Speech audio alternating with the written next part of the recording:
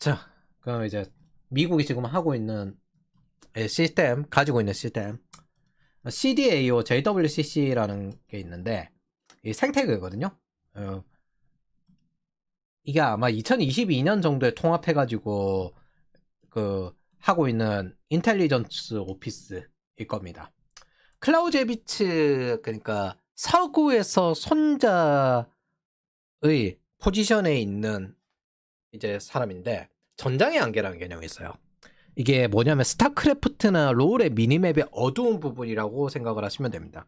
모든 군대에서 가장 최정의 특수부대가 뭐냐면 첩보대거든요. 정찰할 때거든요.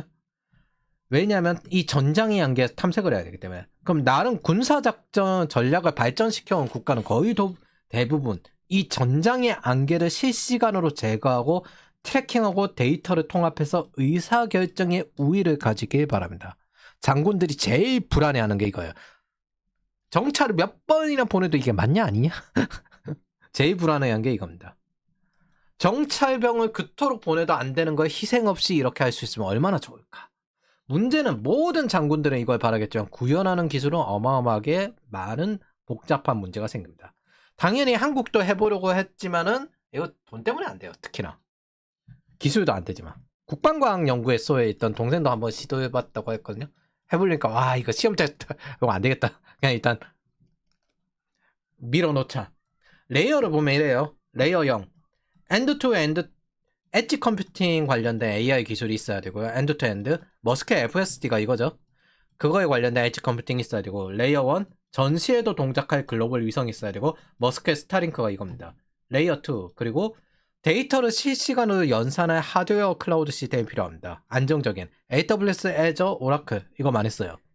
이거 거의 2010년대급으로 생각하면 쟤네들 회복 탄력성은 만화급이에요.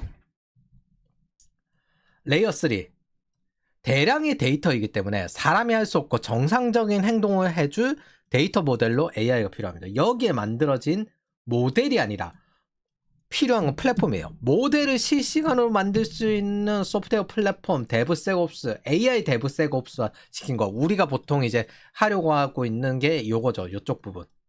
그래야 전시 도중에 새로운 장비와 사람 이런 것들이 여기 엔드단에다가 들어가도 비행기가 무인 비행기가 들어가도 바로바로 여기서 거기에 적합하게 분석하고 대응할 수 있기 때문에 붙이기 편합니다. 그래서 이 플랫폼 시스템이 만들어져야 여기에 쉽게 장비를 붙일 수 있어요. 거기에다가 사이버전, 전자전에 대응할 수 있어야 됩니다. 즉 여기까지는 제우권이며 여기서부터는 뭐냐면 제망권이에요. 제망권. 저걸 또 어떻게든 부수려고 할 거잖아요. 해킹도 들어오고 별짓도 다 하고 즉 제망권입니다. 머스크까지는 제우권이면 이걸 기반으로 엔드단에서 재해권, 제공권을 잡는 겁니다. 최근에는 이 클라우드 계약이 AI 모델이 중요해져서요. 구글 GCP가 요즘 전진 중입니다. AI 모델은 이제 구글이 먼저 했기 때문에 더 잘하거든요. 구글은 예전에 그렇게 잘 됐는데 왜 쟤네들은 펜타곤 프로젝트를 잘 안 했냐. PC주의 직원 노조들이 반대를 해가지고 펜타곤 프로젝트를 진출하지 못했어요. 자기네들 기술을 이제 군사에 쓰지 마라 이러면서. 캘리포니아가 히피 원산지잖아요. 그 아까 말하던. 그래서 보시면은 뭐 이런 것들 합니다. 미 해군은 구글 클라우드 플랫폼과 오라클 클라우드 인프라의 클라우드 컴퓨팅 관련된 과업 계약을 체결했습니다. 그래서 오라클이 돈을 많이 쓴 거예요. 왜냐하면 얘네들이 주로 하게 될 게 국방부 관련된 프로젝트니까. 이 모델이 전체에 쓰이기도 하고 뭐 클래스파이드 기밀정보부 체계에 쓰이는 거는 뭐 또 따로 있습니다. 일단 MSA 구조를 아는 사람들은 잠깐만 이건 그럼 전지구적으로 이거 구축해야 된다는 거야? 전장적 플랫폼 그것도 실시간으로 AI라는 거에 얼마나 많은 엔지니어 수명이 저기에 지금 갈려가고 있는지 그걸 알 겁니다. 레이어 4 그럼 이 막대한 데이터를 통합시켜야 되죠. 팔란티어요. 근데 저 데이터가 그 기계들만 있지는 않잖아요. 휴민트도 있을 테고 별별 거 다 있을 거잖아요. 그리고 레이어 5 이제 CDAO에서 전체적으로 판단하는 의사결정 우위가 됩니다. 이렇게 레이어 분산시키고 저기 하위에 분산시키고 계속 분산을 시키는 겁니다.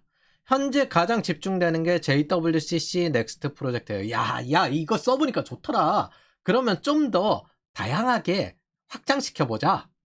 그래서 이 모든 건 실시간 변화 상황을 트래킹하면서 빠르게 분석하고 절대적인 의사결정 우위를 가진 채 다시 그 의사결정을 최적화하기 위한 초신속 데이터, 의사결정 업데이트 생태계 자체를 만드는 게 CJADC2 이겁니다. 즉 모든 도메인을 JWCC 클라우드에 모아서 AI로 실시간으로 융합하고 판단하는 겁니다. 이걸로 의사결정 우위를 가지게 되는 거고, 그리고 러우 전쟁에서 일단 저것들에 대해서 엔드 단이 좀 발달을 했고 팔란티어도 발달을 했고, 그리고 난 다음 이번 이란전에서 전체적인 체계로 드러난 대로 발달하고 있는 거죠. 실전에서 성장하고 있습니다. AI 버블 실전론이에요. 실망론 개뿔입니다. 실전론이겠지. CBDC 그러니까 중앙화로 전 국민을 감시하겠다고. 이런 시스템 특징이 뭐냐면요. 저기 보면 레이어도 분산돼 있고 엔드단도 분산돼 있고 회사들도 여러 개 분산돼 있잖아요. 외부 공격에 매우 취약합니다. 공산당이 열심히 전 국민을 감시한다고 저 분산 시스템이 아니라 얘네들은 통합 시스템을 추구하거든요.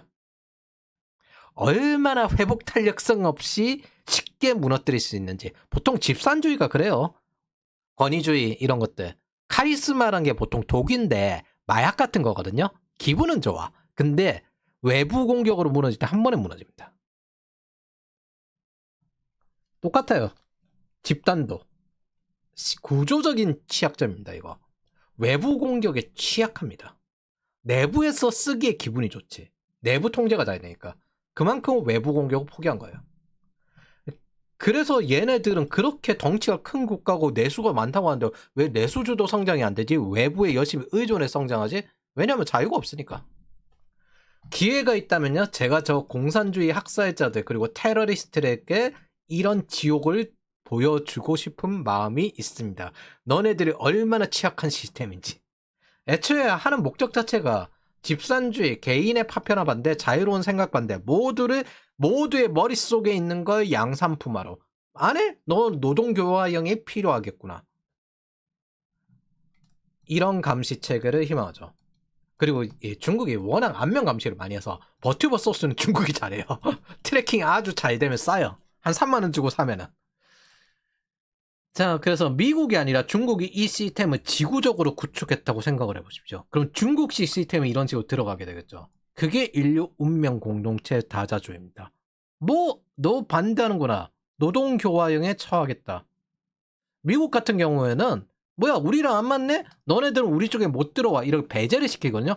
얘네들 어떻게 해요? 노동교화형에 처합니다. 그래서 기본적으로 시스템은요, 철학을 구현합니다. 이념을 구현하고요. 중국은 철저하게 사람을 결정론적으로 만들기 위해서 집산주의 모두가 양산화된 같은 생각을 추구하길 바라고 개인이 없길 바라요. 근데 반대로 미국은 프론티어 정신, 미지 탐구죠. 불확실한 미래에 도전하는 거. 항상 가장 빠른 스위스팟, 최적화를 추구하고, 중국이 추구하는 건 정답이 안 맞으면 세상이 바뀌어야지.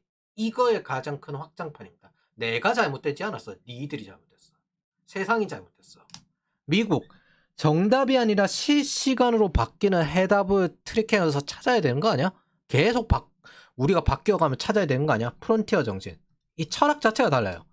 이런 측면은 사회 시스템에도 동작하는데, 중국의 군민융합 전략은 법적으로 민간이 군사적으로 협력을 하고 그런 연구를 강제적으로 해야 됩니다. 반면 미국은 민간에서 도전한 기업들, 우리는 이런 프로젝트를 하고 싶어요. 그러니까 각자 연구해 오세요. 거기서 경쟁해가지고 프로젝트 발주에 도전해서 넘어갑니다. 중국이 과연 엔트로픽이 이렇게 자기 생각을 표현하고 할 수 있을 것 같습니까? 군사활용 범위, 미국이 지금 현재 군대에서 하는 게 관료제 없애겠다고 하거든요. 근데 PC주의적 범위에서 전쟁 상황에서 병사들 죽어갈 위험이 있는데 거기에 클로드가 개입을 해가지고 저걸 했으니까 자기네들 이제 PC주의 그거를 열심히 하고 있으니까 뭐요? 공급망 위험이다. 공식을 통보하고 너네는 국방부 프로젝트에는 못 들어와. 이거라는 거죠. 만약에 중국 뭐예요? 딥시크 만드니까 너네들 여권 전부 압수하고 출국 금지. 이런 구조로 갑니다. 이게 가장 큰 차이입니다. 자유진영과 가장 큰 차이.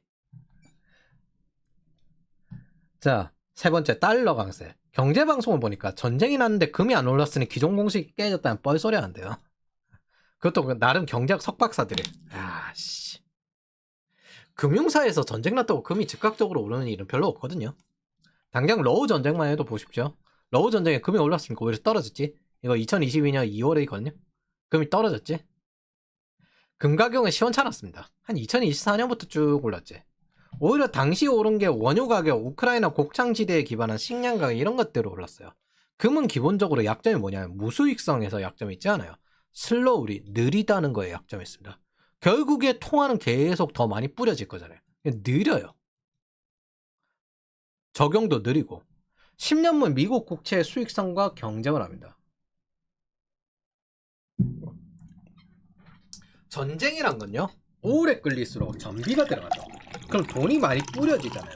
돈이 많이 뿌려질수록 금 가격이 올라갈 가능성. 금은 거기에 회귀를 합니다.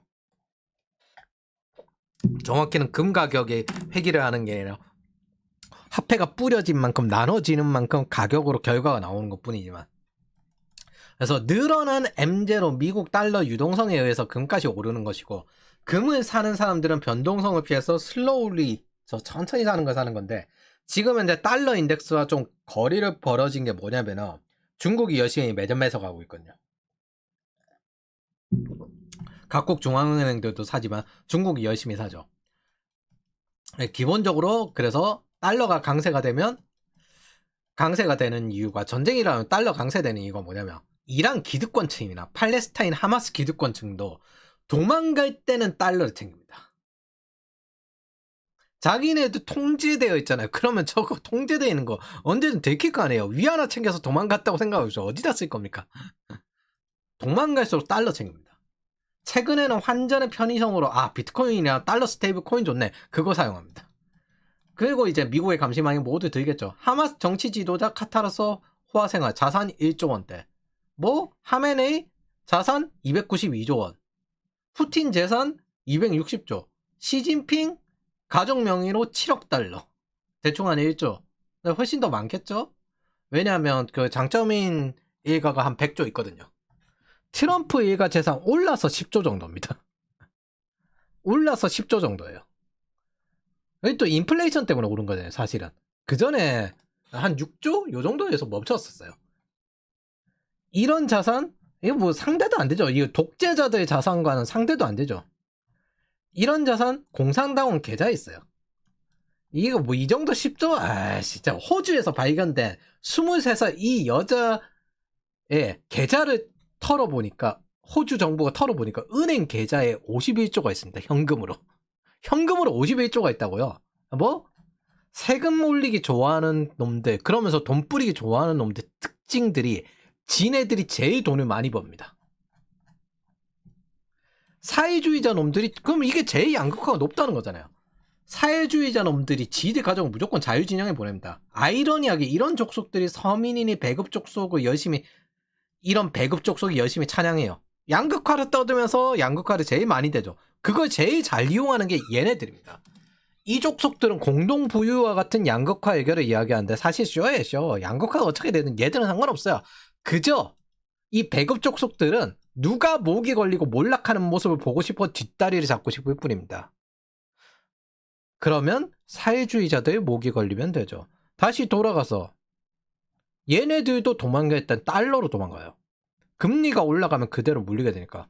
인플레이션이 강하면 단기국채도 의미가 없어져요. 그럼 쟤들도 달러로 도망가는데 다른 사람들은 달러로 안 도망갈까요? 일시적으로 달러 강세가 됩니다. 즉 수익성이 의미가 없어져요.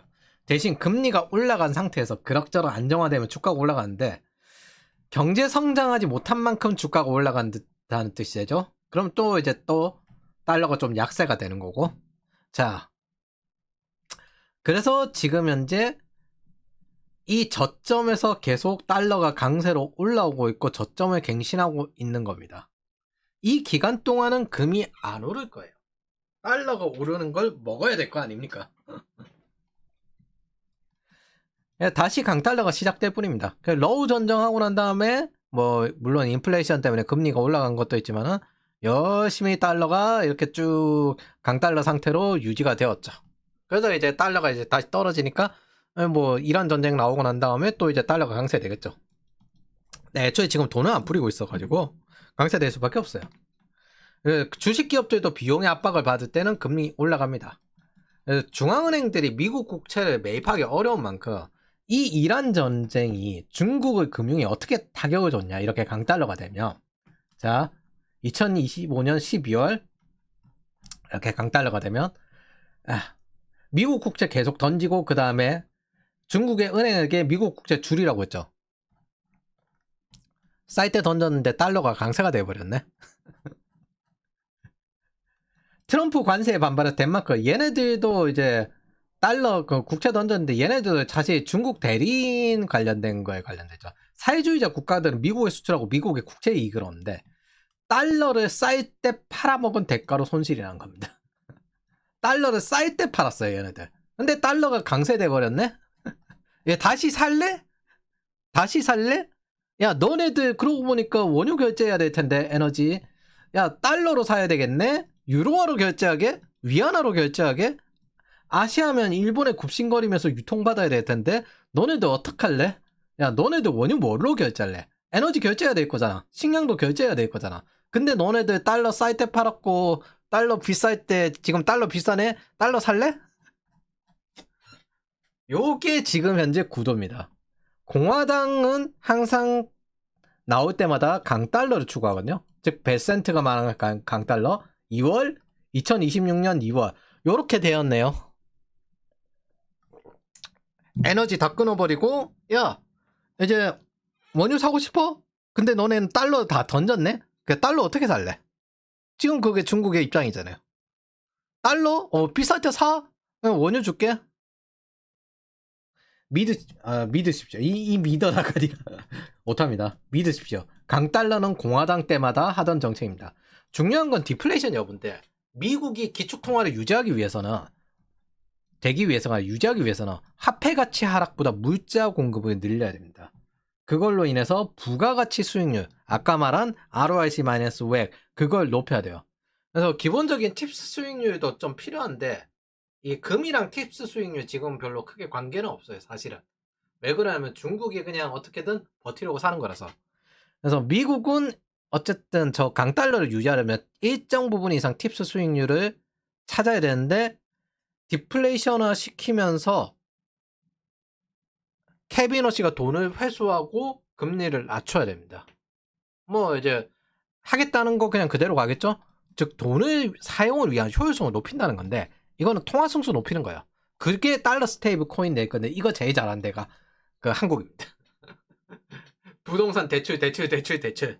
자본이 항시 부족하니까 한국 어떻게든 통화 승수를 높여서 금은 어차피 천천히 올라가는 게 단점인데 그걸 원하는 사람들한테는 장점이기도 합니다. 뭐 도망가기 딱 좋거든요. 변동성이 싫어. 지금 헤지펀드들이 세금 내려고 4월 15일까지 세금 시즌이거든요. 세금 시즌이기 때문에 특히나 강달러가 될 수밖에 없어요. 왜냐하면 통화를 회수하니까. 유동성 회수. 야, 씨, 근데 쌀 때 많이 팔았네? 에이, 그러면은 헤지펀드들이 이제 유동성까지 필요해가지고 금을 어느 정도 내놨을 텐데 중앙은행과 대형은행들이 시장에 저거 내놓겠습니까? 그래서 하방이 막혀 있다고 생각합니다. 아니면 중국이 우리 화폐 포기할게요 하고 금을 모두 내놓겠습니까? 막혀 있다고 생각합니다. 남은 거는 금채굴인데 보통 러우 전쟁에서도 이제 러시아가 뻥카 쓰는 것처럼 금이 어마어마하게 발견되었습니다. 하면서 자기네들이 금을 엄청 매집한 것처럼 스피핑 성향이 크다고 생각합니다. 보통 그렇게 말하고 그 월가 놈들이나 국가 중앙은행이나 다 똑같아요. 뻥카 치고 스피핑 치고 그리고 난 다음에 싸게 가져가죠. 왜냐하면 금융이란 것 자체가 싸게 사서 비싸게 팔아먹는 거니까. 그래서 저는 금의 하방이 막혀 있다고 생각합니다. 또 금이란 게 기본적으로 1년에서 3년 이상 중장기용이에요. 중장기용. 듀레이션이 없어요, 이거.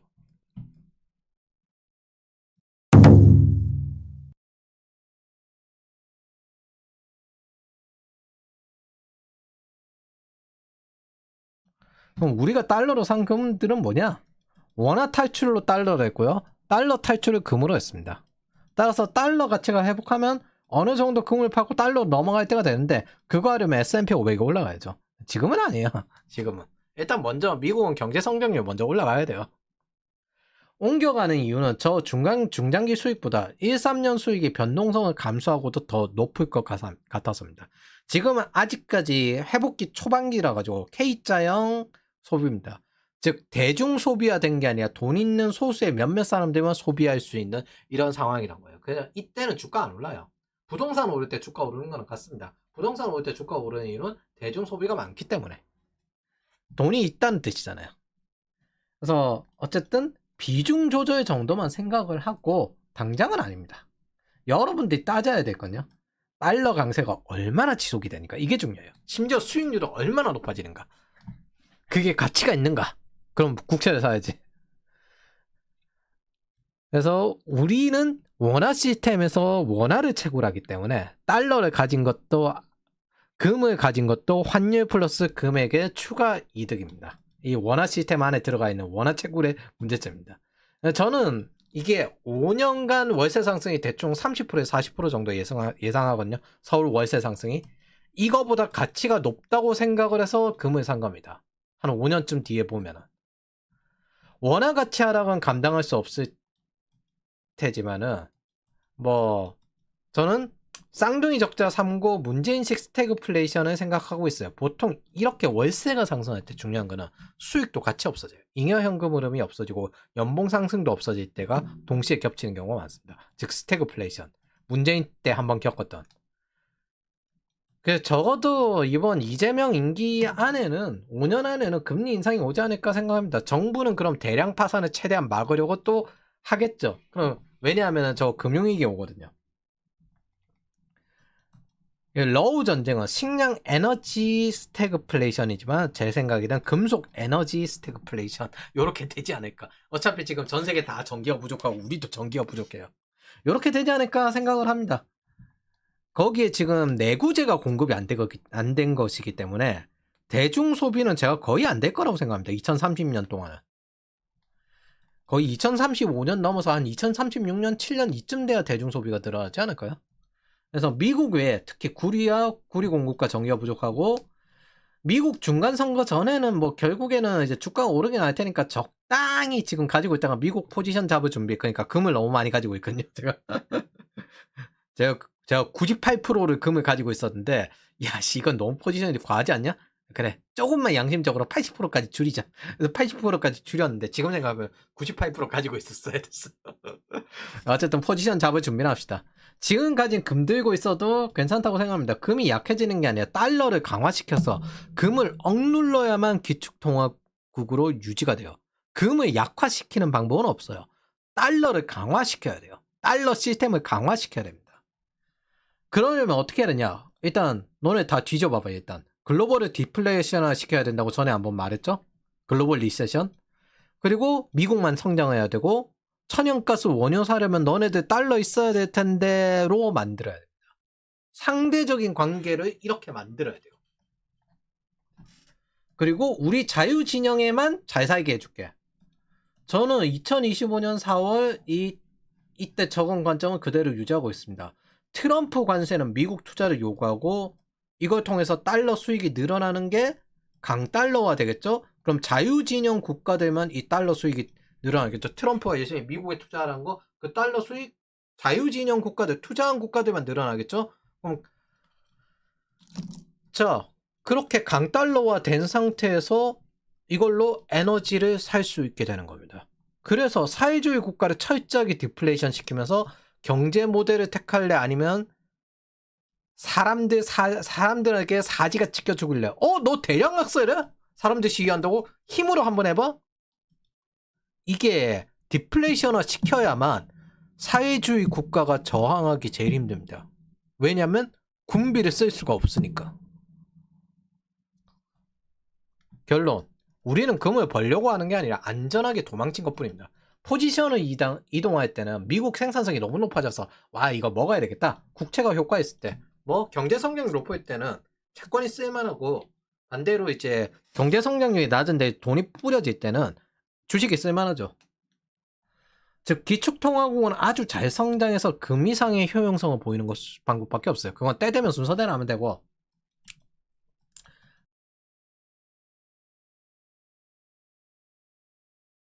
제가 하고 싶은 말이 있어요. 거룩 떨지 마십시오. 자유주의는 선하고 정의롭고 이런 거 아닙니다. 이거는 순전히 디폴트 값이에요. 인간 본연의 권리, 인간이 쟁취해야 하는 권리, 인간 본연의 권리는 프리덤이고요. 인간이 쟁취해야 될 권리는 리버티입니다. 뭐? 왜냐하면 우리는 공화주의에서 남에게 신세지고 살기 때문에 이 공화주의로 있기 때문에 국가가 있기 때문에 얻을 수 있는 권리거든요. 그러면 그거는 어떤 규칙에 의해서 쟁취해서 얻어야 되는 거예요. 기여해서 혹은 경쟁해서 공짜가 아닙니다. 자유는 하늘에서 뚝 떨어지는 게 아닙니다. 이런 걸 허용해야 한다는 거에 무슨 옳고 그름이 있습니까? 자유는 그냥 기본적인 디폴트 값입니다. 특히 저 자유사회주의, 저 집산주의자들은 이걸 깨려고 하는 명확한 악의 방향성이에요. 즉 이거는 선하고 정의롭고 이런 게 아니라 디폴트 값이고 얘들은 그냥 명확하게 악인 것뿐입니다. 그러니까 거룩 떨지 마십시오. 자유주의자는 선에서 싸우는 게 아니라 쟤들이 악일 뿐입니다. 미국이 선에서 이란을 공격한 게 아니라 미국이 자기들 지키고 자유진영을 지키기 위해서 디폴트 값입니다. 그리고 이란은 그냥 명확하게 악입니다. 악을 부순다고 해서 그게 선한 건 아니죠. 그냥 당연한 디폴트 값일 뿐이고 당연한 행위일 뿐. 악이 우리를 자유를 억압하고 착취하려고 들어오니까 노예가 되지 않기 위해서 싸울 뿐이죠. 그냥 이건 당연한 것 뿐입니다.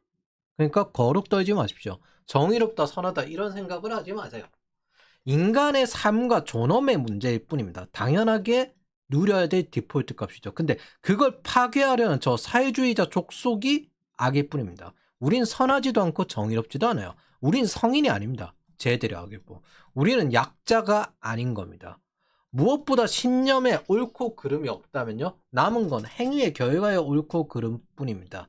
자, 이틀 안에 인터넷 끊고 4만 명 학살하고 5만 4천 명 고문하고 10,000명은 시력을 잃게 만들고, 무슨 성자랑 싸우는 줄 알았습니까? 멸망전 걸었으면은 각오를 해야죠. 이거는 양쪽 다에게 적용되는 이야기입니다. 쟤들은 악이고요, 성자랑 싸우는 게 아닙니다. 그리고 우리는 성자가 아닙니다. 거룩 떨지 마십시오. 지들이 바라는 건요, 노예로 살아도 상관없다는 탈국가주의자들을 바랄 뿐이죠. 그래서 러시아에 차라리 노예가 되겠다 라고 하면서 징병제를 반대하죠. 독일처럼. 얘네들이 열심히 친난민 받고 탈국가주의 하면서 오랜 기간 만든 결과가 이거잖아요. 저렇게 될 겁니까? 아니면 당연한 권리, 존엄을 위해서 싸울 겁니까? 우리는 정의롭지 않습니다. 선하지도 않습니다. 우리는 성자가 아닙니다. 단지 쟤들이 명확한 악이고 우리는 우리 자신을 지킬 뿐.